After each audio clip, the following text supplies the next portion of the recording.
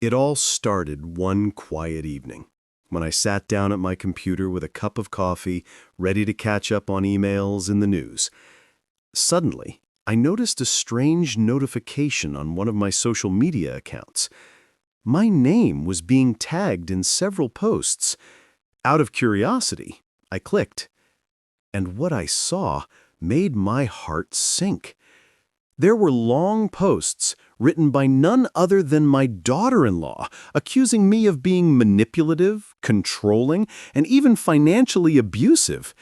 She painted me as a monster who ruined her marriage and interfered with their lives. The comments were already filling up with strangers calling me horrible names, friends asking questions, and neighbors whispering behind my back. I was stunned. I had always tried to keep peace in the family, especially for the sake of my son. Yes, I had disagreements with her, but I never disrespected her.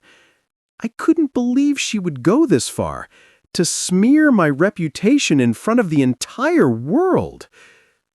I considered calling my son, but I knew he was likely caught in the middle, and if I confronted her directly, she would probably twist my words and make me look worse. For the first time in my life, I felt truly powerless. But then, something unexpected happened. The very next morning, I received a private message from an unknown account. At first, I thought it was spam and nearly deleted it. But the message said, "You know your daughter-in-law's secrets? Do you want proof?" I froze, staring at the screen. My first thought was that it might be a scam, but curiosity got the better of me, and I replied cautiously, "Who are you? And what do you mean?" The person introduced themselves as a hacker. They claimed they had access to my daughter-in-law's hidden online accounts, messages, and even financial records.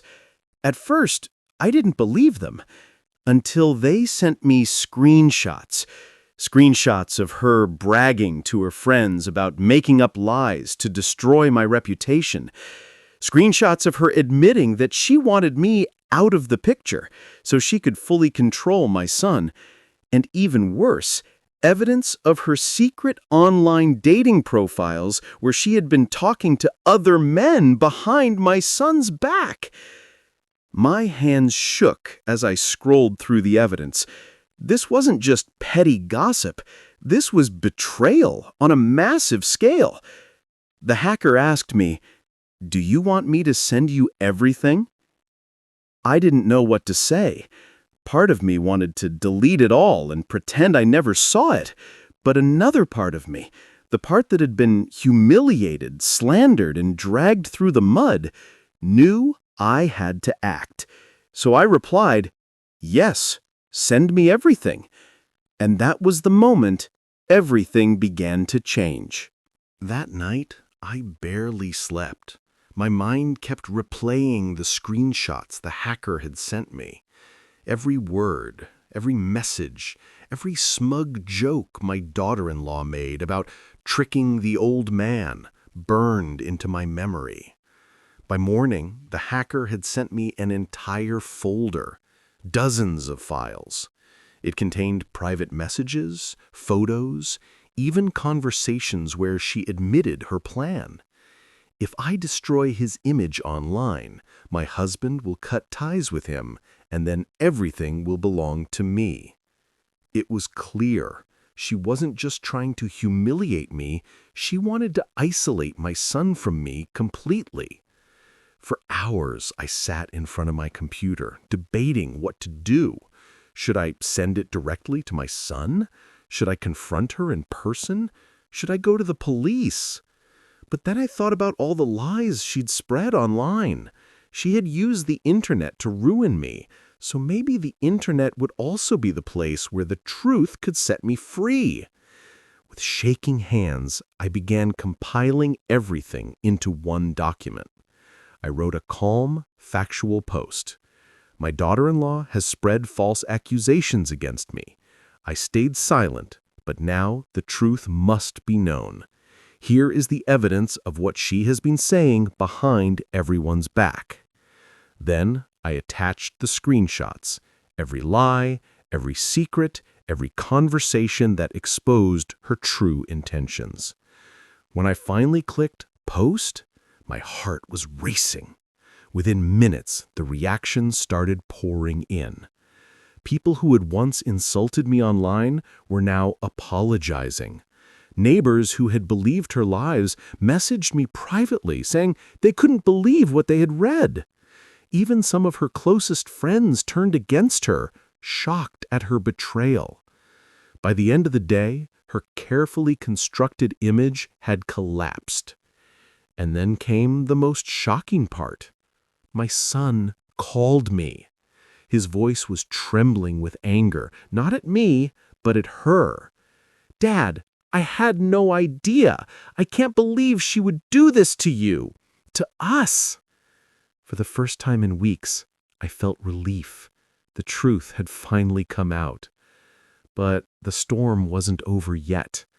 The very next morning, when I went online to check the fallout, I saw something unbelievable. Her account, the one she had used to spread lies about me, was gone, deleted, completely wiped out. It was as if she had vanished from the internet overnight. And that's when I realized I had won, not by yelling, not by fighting, but by exposing the truth. But little did I know, this was only the beginning, because deleting her account was not the end of her schemes. For a brief moment, I thought it was over. Her account was gone, my reputation was restored, and my son finally saw the truth. But peace didn't last long. 2 weeks later, strange things began happening. First, I received anonymous emails filled with threats. They said things like, "You think you won? This isn't over. You ruined my life. Now I'll ruin yours." At first, I brushed it off, thinking it was just her anger boiling over. But then one evening, as I walked into my front yard, I noticed my mailbox had been torn open and my letters scattered all over the ground. Someone had gone through them. My stomach tightened. The next day, my son came over. His face was pale, and he looked exhausted.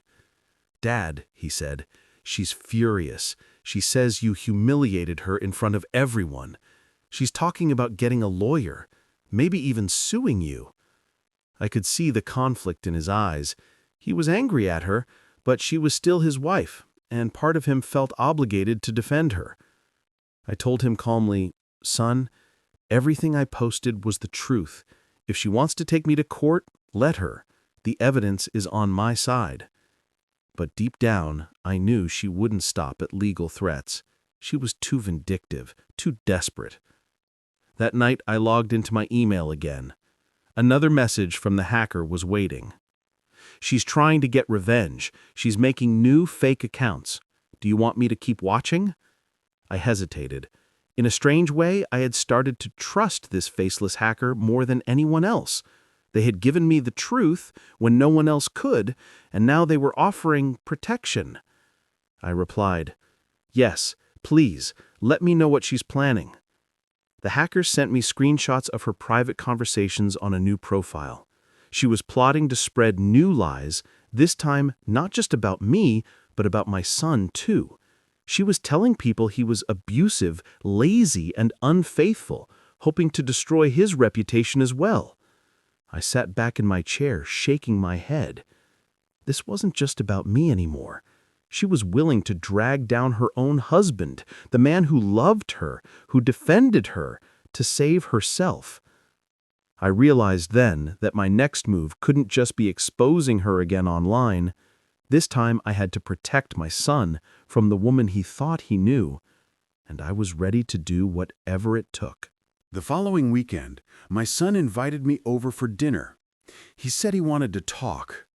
I could hear the heaviness in his voice, and I knew what it was about. When I arrived, the atmosphere in their house was tense. My daughter-in-law sat at the table, arms crossed, glaring at me like I was her worst enemy. My son tried to act calm, but I could see the storm brewing in his eyes. She started first. "So you think you're a hero now? Posting private conversations online? You embarrassed me in front of everyone. You destroyed my life." I took a deep breath, keeping my voice steady. "No, I didn't destroy your life. You did that yourself by spreading lies about me. I simply revealed the truth." Her face turned red with anger. "Lies? You think people will keep believing you? I can make new accounts, say new things. You can't stop me." Before I could respond, my son slammed his fist on the table. "Enough," he shouted. "I've seen the messages. I know what you've been doing. Do you think I'm blind? Do you think I'll let you ruin my father's name and now mine too?" She froze, shocked that he was finally standing up to her. He continued, voice shaking but firm. "All this time, I tried to defend you. I thought maybe Dad was being too harsh. Maybe it was a misunderstanding. But no, it's all true. You've been lying, scheming, and manipulating, and I won't let you destroy this family any longer." Tears welled up in her eyes, but I could see it wasn't guilt, it was rage. "You're siding with him over me?" she screamed. "Your father? The man who controls everything you do?" My son stood up, his chair scraping loudly against the floor. "No, I'm siding with the truth." The room went silent. For the first time, she had no comeback. That night, my son packed a bag and left with me. He said he needed space, time to think, and maybe even a lawyer of his own. As we drove back to my house, he turned to me and said quietly, "Dad, thank you. If it weren't for you, I might never have seen who she really was." I nodded, though my heart was heavy.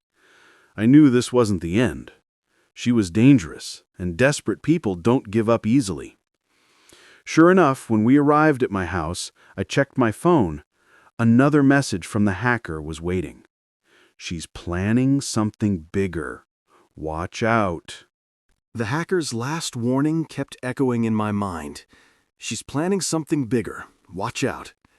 For days, I stayed alert. My son was staying with me now, and though he tried to hide it, I knew he was heartbroken. A marriage doesn't fall apart without pain, even when betrayal is involved. One evening, just as we were finishing dinner, I received an email. It was from a fake address, but I knew instantly it was her. The message read, "If you don't take down your posts, I will report you for hacking and harassment. I'll make you look like the criminal, not me." I almost laughed. She was desperate. But I also knew her threat could cause trouble, especially if she tried to manipulate the law the same way she manipulated people. So I contacted the hacker one last time. "Can you give me something that will end this once and for all? Something undeniable?" Within an hour, the hacker sent me the final piece of evidence: bank records and secret messages showing that she had been scamming people online for months, running fake fundraisers and pocketing the money. This wasn't just about me anymore. It was real crime. The next morning, with my son by my side, we went to the police. I handed over every file, every screenshot, every message.